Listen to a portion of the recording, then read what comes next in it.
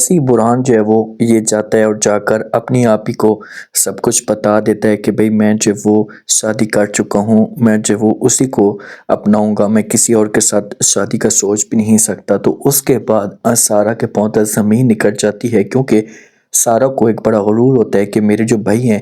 یہ کبھی بھی میرے سامنے کوئی بات تک نہیں کریں گے، اور جیسا بھی میں بولوں گا یہ میرے سامنے اف تک نہیں کریں گے۔ لیکن برہان آ کر یہ بات کہتا ہے تو سارہ ناراض سی ہوتی ہے۔ عدنان بھی شور مچاتا ہے کہ بھئی آپ کو ایسا نہیں کرنا چاہیے تھا۔ برہان جو ہوتا ہے بڑا اداس ہوتا ہے،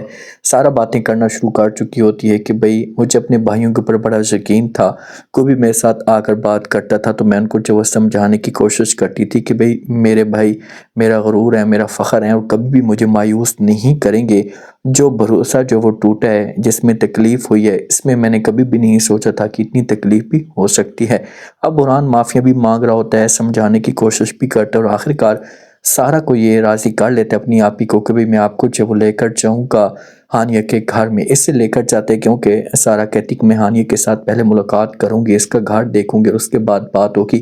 اسے جب لے کر جاتا ہے، ہانیہ جو ہوتی ہے یہ نیچے اترتی ہے، کیونکہ ہانیہ کو ہو سکتا ہے کہ اس نے علیحدہ چھپا کر رکھا ہوا ہو۔ جب ہانیہ کو لے کر آتا ہے برہان نیچے، ہانیہ آ کر بات کرنا شروع کر دیتی ہے اور کہتی ہے کہ پلیز، ایموشنل ہو جاتی ہے اور کہتی ہے کہ آپ مجھے جو بھی سزا دینا چاہتی ہیں دیں، مجھے جو بھی کہنا چاہتی ہیں کہیں، میں سب کچھ برداشت کرنے کے لیے تیار ہوں، لیکن ایک ریکویسٹ آپ سے کرتی ہوں کہ مجھے آپ جو ہے وہ دور مت کریں برہان سے، میں جیتے جی مر جاؤں گی۔ یہ باتیں سارہ سنتی تو صاف الفاظ میں انکار کر دیتی ہے۔ کہتی ہے کہ تمہیں ایموشنل ہونے کی کوئی بھی ضرورت نہیں ہے، ایسا کہ ڈرامے کرنے کی کوئی بھی ضرورت نہیں ہے، میں ان باتوں کے اوپر بالکل بھی بلیو نہیں کر سکتی۔ کوئی بڑے سے بڑے آنسو یا سیلاب بھی ہیں تو مجھ جیسی عورت کو جو نہیں گرا سکتے، میں کوئی عام عورت نہیں ہوں جو آپ کے آنسوں سے میں جو وہ بہک جاؤں گی یا نیچے ہو جاؤں گی۔ میں نے اتنی محنت سے سب کچھ بنایا، سرمایہ اپنے لیے تیار کیا، اور تم کیا چاہتی ہو کہ میں ایک منٹ میں سب کچھ لوٹا دوں؟ ایسا بالکل بھی نہیں ہے۔ جب یہ باتیں سنے گی ہانیہ تو